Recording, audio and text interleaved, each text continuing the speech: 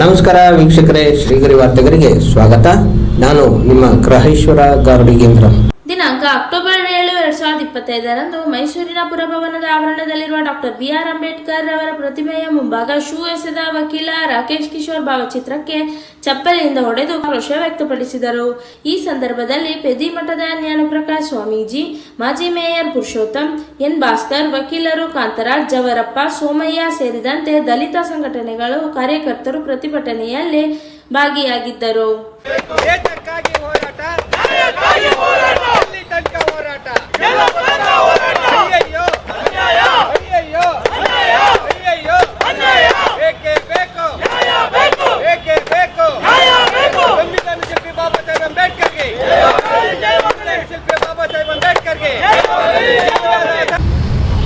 ಮನುವಾದಿ ಮೂರ್ಖ ರಾಕೇಶ್ ಕಿಶೋರ್ ಅಂತಕ್ಕಂಥವನು ಈ ದೇಶದ ಸುಪ್ರೀಂ ಕೋರ್ಟ್ನ ಮುಖ್ಯ ನ್ಯಾಯಮೂರ್ತಿಗಳ ಮೇಲೆ ಸೂ ಎಸೆದ್ರ ಮುಖಾಂತರವಾಗಿ ಗಾಂಧೀಜಿ ಕೊಂದಂತಹ ಭಯೋತ್ಪಾದಕರು ನಾವು ಇನ್ನೂ ಜೀವಂತವಾಗಿದ್ದೀವಿ ಅಂತಕ್ಕಂಥದ್ದನ್ನು ಇವತ್ತು ಇಡೀ ದೇಶಕ್ಕೆ ತೋರಿಸ್ತಾ ಇದ್ದಾನೆ.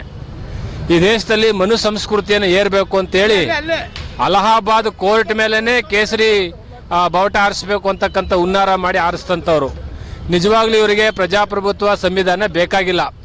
ನಿಜವಾಗ್ಲೂ ಇವರು ಈ ದೇಶದ ಕಂಟಕರು. ಯಾರು ಸನಾತನ ಧರ್ಮದ ವಾದಿಗಳಿದ್ದಾರೆ ಅವರು ದೇಶದ್ರೋಹಿಗಳು, ದೇಶದ ಕಂಟಕರು. ಇವರೇ ನಿಜವಾದ ಭಯೋತ್ಪಾದಕರು. ಯಾರು ಸಂವಿಧಾನ ಸಾಮಾಜಿಕ ನ್ಯಾಯ ಒಪ್ಪಲ್ಲ, ಇವರು ಭಯೋತ್ಪಾದಕರು ಇವರು. ಹಾಗಾಗಿ ಸರ್ವಧರ್ಮ ಸಮಭಾವ ಇರತಕ್ಕಂಥ ಸಂವಿಧಾನವನ್ನು ಒಪ್ಕೊಳ್ಳದೆ ನಾನು ಸನಾತನ ಧರ್ಮದ ಅವಮಾನ ಮಾಡಿಬಿಟ್ಟಿದ್ದಾರೆ ಅಂತ ಒಬ್ಬ ಸುಪ್ರೀಂ ಕೋರ್ಟ್ನ ಚೀಫ್ ಜಸ್ಟಿಸ್ ಮೇಲೆ ಸೂ ಎಸೆದಿದೆಯಲ್ಲ, ಇದು ದೇಶದ್ರೋಹ. ಅವನ್ನ ಗಡೀಪಾರು ಮಾಡಬೇಕು. ಈ ದೇಶದ ಅಖಂಡತೆಯನ್ನು ಎತ್ತಿಡಿಬೇಕು. ಮಾನ್ಯ ಪ್ರಧಾನಿಯವರೇ, ಮಾನ್ಯ ರಾಷ್ಟ್ರಪತಿಯವರೇ, ನೀವು ನಿಜವಾಗ್ಲೂ ಈ ದೇಶದ ಬಗ್ಗೆ ಗೌರವ ಇದ್ರೆ ಅಂತ ಅತ್ಯುನ್ನತ ಸ್ಥಾನದಲ್ಲಿರ್ತಕ್ಕಂಥ ನ್ಯಾಯಮೂರ್ತಿಗಳಿಗಾದ ಅವಮಾನ ನಿಮಗೂ ಅಂತ ಭಾವಿಸ್ಕೊಂಡು ನಿಜವಾಗ್ಲೂ ನೀವು ಅವನನ್ನು ಗಡೀಪಾರು ಮಾಡಿ. ಇಲ್ಲ ಅಂದರೆ ದೇಶಾದ್ಯಂತ 130 ಕೋಟಿ ಜನ ನೋಡ್ತಾ ಇದ್ದಾರೆ. ನಿಮ್ಮ ಮನು ಸಂಸ್ಕೃತಿಯನ್ನು ಬಾಬಾ ಸಾಹೇಬರು ಅವತ್ತೇ ಸುಟ್ಟಾಕಿದ್ದಾರೆ. ನಾವು ಸಹ ಇನ್ನು ಮುಂದೆ ಬೀದಿ ಬೀದಿಯಲ್ಲಿ ನಿಮ್ಮ ಮನುಸ್ಮೃತಿಯನ್ನು ಎಲ್ಲವನ್ನೂ ಸುಡಬೇಕಾಗುತ್ತೆ. ನಿಮ್ಮ ದೇವತೆಗಳನ್ನ ತಂದು ಬೀದಿಗೆ ಹಾಕಬೇಕಾಗುತ್ತೆ. ನಿಮ್ಮ ಸನಾತನ ಧರ್ಮದ ಕೊಚ್ಚೆ ಏನಿದೆ ಅದನ್ನು ತಂದು ಬೀದಿಗೆ ಹಾಕಬೇಕಾಗುತ್ತೆ. ನೀವು ಇನ್ನೇನಾದರೂ ಒಂದು ಹೆಜ್ಜೆ ಮುಂದಕ್ಕೆ ಏನಾದ್ರು ಇಟ್ಟರೆ ಇನ್ನು ಮುಂದೆ ಈ ದೇಶದ ಬಹುಜನ ನಿಮ್ಮನ್ನು ಕ್ಷಮಿಸೋದಿಲ್ಲ. ನಾವು ಹೋರಾಟಕ್ಕೆ ಸಿದ್ಧವಾಗಿದ್ದೀವಿ. ನಾವ್ಯಾರೂ ಸಹ ಮಲಗಿಲ್ಲ, ಎಚ್ಚರವಾಗಿದ್ದೀವಿ ಅಂತಕ್ಕಂಥ ಸಂದೇಶ ಕೊಡ್ತಾ ಸನ್ಮಾನ್ಯ ಪ್ರಧಾನಿಗಳು, ಸನ್ಮಾನ್ಯ ರಾಷ್ಟ್ರಪತಿಗಳು ಕೂಡಲೇ ಅವನಿಗೆ ದೇಶದ್ರೋಹದ ಆಪಾದನೆಯಲ್ಲಿ ಅವನ್ನ ಬಂಧಿಸಿ ಅವನನ್ನು ಗಡೀಪಾರು ಮಾಡಬೇಕು ಅಂತ ಆಗ್ರಹಿಸ್ತೇವೆ. ರಾಜ್ ಕಿಶೋರ್ ಅಂತಕ್ಕಂಥ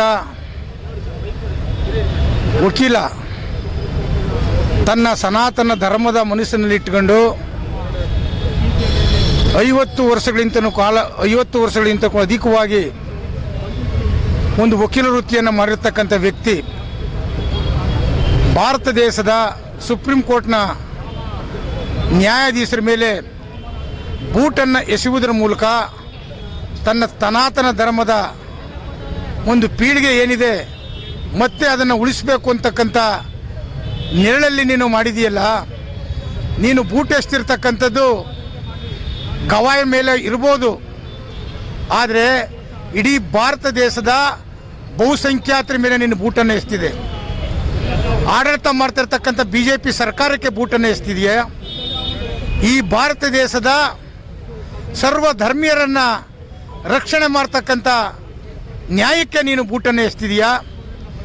ಮತ್ತು ಈ ಅಖಂಡ ಭಾರತವನ್ನು ನೀವೆಂದೂ ಕೂಡ ಸಮಾನತೆ ಭಾವನೆಯಿಂದ ನಿನ್ನ ಸನಾತನ ಧರ್ಮ ಇಲ್ಲಿ ತನಕನೂ ಕೂಡ ಒಪ್ಪಿಲ್ಲ ಅಂತಕ್ಕಂಥದ್ದನ್ನು ಈಗಾಗಲೇ ಹಲವಾರು ಮಾನ್ಯರು ಇವತ್ತು ಮಾತನಾಡ್ತಾ ಇದ್ದಾರೆ. ಈ ಭಾರತ ಸಂವಿಧಾನವನ್ನು ರಕ್ಷಣೆ ಮಾಡ್ತಕ್ಕಂಥ, ಈ ಪ್ರಜಾಪ್ರಭುತ್ವನ ರಕ್ಷಣೆ ಮಾಡ್ತಕ್ಕಂಥ ಬಹುಸಂಖ್ಯಾತರು ಇನ್ನೂ ಕೂಡ ಉಳಿದಿದ್ದೀವಿ. ನಿನ್ನ ಸನಾತನ ಧರ್ಮ ಮತ್ತು ಅಂಬೇಡ್ಕರ್ ವಾದಿಗಳಿಗೆ ಒಂದು ಸಂಘರ್ಷ ಇವತ್ತು ಹುಟ್ಟಬೇಕಾಗಿದೆ. ಮತ್ತು ಅದಕ್ಕೆ ನಾವು ಎಲ್ಲದಕ್ಕೂ ಕೂಡ ಸಿದ್ಧ ಇದ್ದೀವಿ. ನಿನ್ನ ಸನಾತನ ಧರ್ಮವಾದಿಗಳು, ಅಂಬೇಡ್ಕರ್ ವಾದಿಗಳ ಮಧ್ಯೆ ಒಂದು ದೊಡ್ಡ ಸಂಘರ್ಷ ಆಗಬೇಕು. ನಾವು ಸಿದ್ಧ ಇದ್ದೀವಿ. ನೀವು ರೆಡಿ ಇದ್ದರೆ ಬರ್ಬೋದು, ನೀವು ಎಲ್ಲಿಗೆ ಬೇಕಾದ್ರೂ ಬರ್ಬೋದು. ನಾವು ಅಂಬೇಡ್ಕರ್ ವಾದಿಗಳು, ಅಂಬೇಡ್ಕರ್ ಅನುಯಾಯಿಗಳು ನಾವೆಲ್ಲರೂ ಕೂಡ ಸಿದ್ಧವಾಗಿದ್ದೀವಿ. ಇನ್ನು ಮುಂದೆ ನಾವು ಯಾವುದೇ ಕಾರಣಕ್ಕೂ ಕೂಡ ಶಾಂತಿ ಇಲ್ಲ. ಇನ್ನು ಕ್ರಾಂತಿಯ ಸಂದೇಶವನ್ನು ಇನ್ನು ಮುಂದೆ ಕೊಡುವುದರ ಮೂಲಕ ನಿನ್ನ ಸನಾತನ ಧರ್ಮವನ್ನು ನಾವು ಮೆಟ್ಟು ನಿಲ್ತೀವಿ, ನಿನ್ನ ಸನಾತನ ಧರ್ಮದ ದೇವರುಗಳನ್ನ ನಾವು ಮೆಟ್ಟು ನಿಲ್ತೀವಿ ಅಂತಕ್ಕಂಥದ್ದನ್ನು ನಾವು ಇವತ್ತು ಈ ಹೋರಾಟದ ಮೂಲಕ ನಾವು ಸಂದೇಶವನ್ನು ಕೊಡ್ತಾ ಇದ್ದೀವಿ. ಇಲ್ಲಿ ಉಳಿಬೇಕಾಗಿರ್ತಕ್ಕಂಥದ್ದು ಪ್ರಜಾಪ್ರಭುತ್ವ ಮತ್ತು ಭಾರತ ಸಂವಿಧಾನ. ಸುಮಾರು 75 ವರ್ಷಗಳಿಂದಲೂ ಕೂಡ ಈ ದೇಶ ಭಾರತ ಸಂವಿಧಾನವನ್ನು ರಕ್ಷಣೆ ಮಾಡ್ಕೊಂಡ್ಬಂದಿದೆ. ಏನು 100 ವರ್ಷ ತುಂಬಿದಂಥ RSS ಇವತ್ತು ಏನನ್ನ ಮಾಡ್ತಾ ಇದ್ದೀರಿ? ಮಹಾನಾಯಕ ಅಶೋಕ ಚಕ್ರ ಇದೆ, ತ್ರಿವರ್ಣ ಧ್ವಜ ಇದೆ ಮತ್ತು ಸಿಂಹನದ ಲಾಂಛನ ಇದೆ. ಅದಕ್ಕಿಂತನೂ ಕೂಡ ನಿಮಗೆ ಬೇಕಾಗಿರ್ತಕ್ಕಂಥದ್ದು ಬೇರೆ ಏನಿದೆ?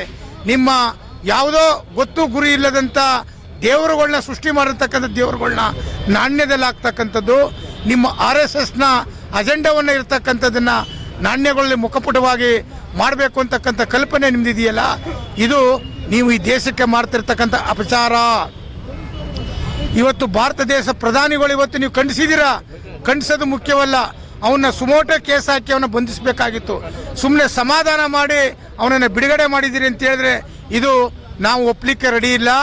ನಾವು ಮುಂದೆ ಭಾರತ ಬಂದ್ಗೆ ನಾವು ಕರೆಯನ್ನು ಕೊಡ್ತಾ ಇದ್ದೀವಿ. ಆ ಡೇಟನ್ನು ನಾವು ಇನ್ನೇನು ಸನಿಯದಲ್ಲೇ ನಾವು ಇಡೀ ರಾಷ್ಟ್ರವ್ಯಾಪ್ತಿ ಒಂದು ಸಂಘಟನೆ ಮೂಲಕ ಭಾರತ ಬಂದನ್ನು ಕರೆ ಮಾಡಬೇಕು. ಮತ್ತೆ ಈ ಸನಾತನವಾದಿಗಳು ಹಿಂದೆ ಯಾವ ರೀತಿ ಶೋಷಣೆ ಮಾಡ್ಕೊಂಡ್ಬಂದಿದ್ದಾರೆ, ಅಸ್ಪೃಶ್ಯತೆಯನ್ನು ಉಳಿಸಿದ್ದಾರೆ, ಅತ್ಯಾಚಾರವನ್ನು ಉಳಿಸಿದ್ದಾರೆ, ಮತ್ತೆ ಭ್ರಷ್ಟಾಚಾರವನ್ನು ಉಳಿಸಿದ್ದಾರೆ, ಮತ್ತೆ ಮೇಲೂ ಕೀಳುವಂತಕ್ಕಂಥದ್ದನ್ನು ಉಳಿಸಿದ್ದೀರಾ. ಯಾವತ್ತು ನಿನ್ನ ಸನಾತನ ಧರ್ಮ ಇಡೀ ಭಾರತ ದೇಶದಲ್ಲಿ ಏನನ್ನು ಕೊಟ್ಟಿದೆ? ಇವತ್ತು ಭಾರತ ದೇಶ ಮಾತ್ರ ಅಲ್ಲ, ಇಡೀ ಪ್ರಪಂಚ ಇವತ್ತು ಏನು ರಾಜಕೀಯ ಮಾಡಿರ್ತಕ್ಕಂಥ ಅಪಮಾನವನ್ನು ಇವತ್ತು ಉಗ್ರವಾಗಿ ಖಂಡಿಸ್ತಾ ಇದೆ ಇಡೀ ಪ್ರಪಂಚ.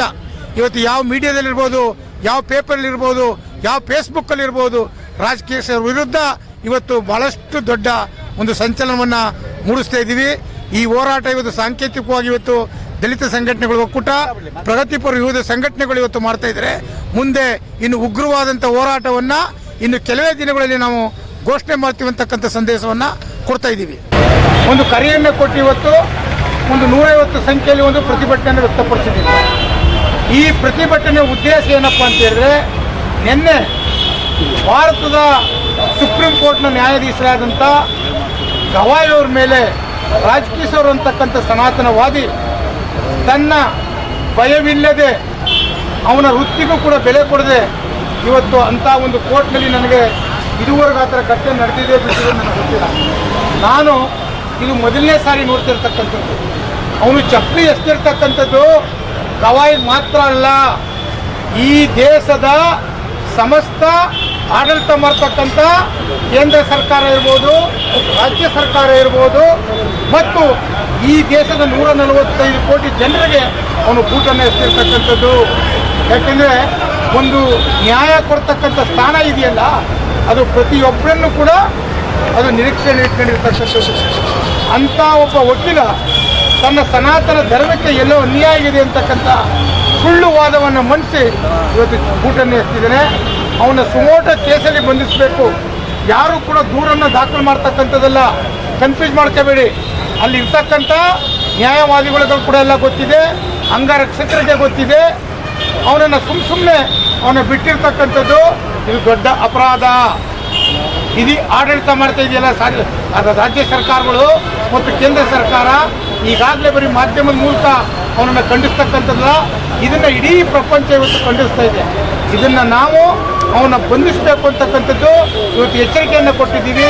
ಅವನನ್ನು ಬಂಧಿಸಲಿಲ್ಲ ಅಂತ ಹೇಳಿದ್ರೆ ಇಡೀ ಭಾರತ ಬಂದನ್ನು ಮಾಡ್ತಕ್ಕಂಥ ಕರೆಯನ್ನು ಇನ್ನು ಮುಂದಿನ ದಿನಗಳಿಗೆ ನಾವು ಕೊಡ್ತೀವಿ. ಇದು ನಿಲ್ಲಬೇಕಿದು. ಈ ಸನಾತನವಾದಿಗಳ ನಾವು ಮೆಟ್ಟಿ ನಿಲ್ಲ ತನಕನೂ ಕೂಡ ಅಂಬೇಡ್ಕರ್ ವಾದಿಗಳು ನಿದ್ರೆ ಮಾಡಬಾರ್ದು, ವಿಶ್ರಾಂತಿ ಇಲ್ಲ. ಯಾಕೆಂದರೆ ಕಳೆದ 12 ವರ್ಷಗಳಿಂದ ನಿರಂತರವಾಗಿ ನಮ್ಮ ನೆಮ್ಮದಿಯನ್ನು ಹಾಳು ಮಾಡ್ತಾ ಇದ್ದಾರೆ. ದಿನಕ್ಕೊಂದೊಂದು ಈ ಥರ ವಿಚಾರಗಳನ್ನ ಹುಟ್ಟಾಗ್ತಾ ಇದ್ದಾರೆ. ಪ್ರತಿ ಸಂದರ್ಭದಲ್ಲೂ ಕೂಡ ನಾವು ಬೀದಿಲಿ ನಿಂತ್ಕೊಂಡು ಹೋರಾಟ ಮಾಡ್ತಕ್ಕಂಥ ಪರಿಸ್ಥಿತಿ ಇವತ್ತು ನಿರ್ಮಾಣ ಆಗಿದೆ. ಇವತ್ತು ವಿದ್ಯಾವಂತರ ಸಂಖ್ಯೆ ಜಾಸ್ತಿ ಆಗ್ತಾ ಇದೆ ಇವತ್ತು, ಆದರೆ ಅಷ್ಟೇ ಈ ಥರದ ಅನ್ಯಾಯಗಳು ಕೂಡ ಜಾಸ್ತಿ ಆಗ್ತಾಯಿದೆ. ಇದನ್ನು ಮೆಟ್ಟಿ ನಿಲ್ಲಬೇಕು ಅಂತ ಹೇಳಿದ್ರೆ ನಾವು ಸನಾತನವಾದಿಗಳಿಗೆ, ಅಂಬೇಡ್ಕರ್ ವಾದಿಗಳು ನಾವು ಎಲ್ಲಕ್ಕೂ ಕೂಡ ಸಿದ್ಧ ಬರಬೇಕು. ಅವರನ್ನು ನಾವು ಮೆಟ್ಟಿ ನಿಲ್ಲಬೇಕು. ನಾವು ಅಲ್ಲಿ ತನಕ ಕೂಡ ಈ ಹೋರಾಟ ನಿಲ್ಲದಿಲ್ಲ ಅಂತಕ್ಕಂಥ ಮಾತನ್ನು ವ್ಯಕ್ತಪಡಿಸ್ತಾ ಮತ್ತೆ ಮುಂದಿನ ವಾರ್ತೆಗರಿಯಲ್ಲಿ ಭೇಟಿಯಾಗೋಣ. ಶ್ರೀಗರಿ ನಿಮ್ಮ ಮನದಾಳದ ಗರಿ. ನಮಸ್ಕಾರ.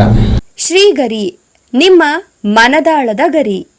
ಶ್ರೀಗರಿ ನಿಮ್ಮ ಭಾವನೆಗಳ ಗರಿ. ಶ್ರೀಗರಿ ನಾಡಿನ ಹೆಮ್ಮೆಯ ಗರಿ. ಮನೆ ಮನಗಳ ಗರಿದು ಶ್ರೀಗರಿ, ತನು ಮನ ಧನಗಳ ಗರಿದು ಶ್ರೀಗರಿ, ವಿಶ್ವದ ದೇಶದ ನಾಡಿನ ಗರಿದು ಶ್ರೀಗರಿ. ಶ್ರೀಗರಿ ಶ್ರೀಗರಿ ಶ್ರೀಗರಿ ಶ್ರೀಗರಿ ಶ್ರೀಗರಿ ನಿಮ್ಮ ಮನದಾಳದ ಗರಿ.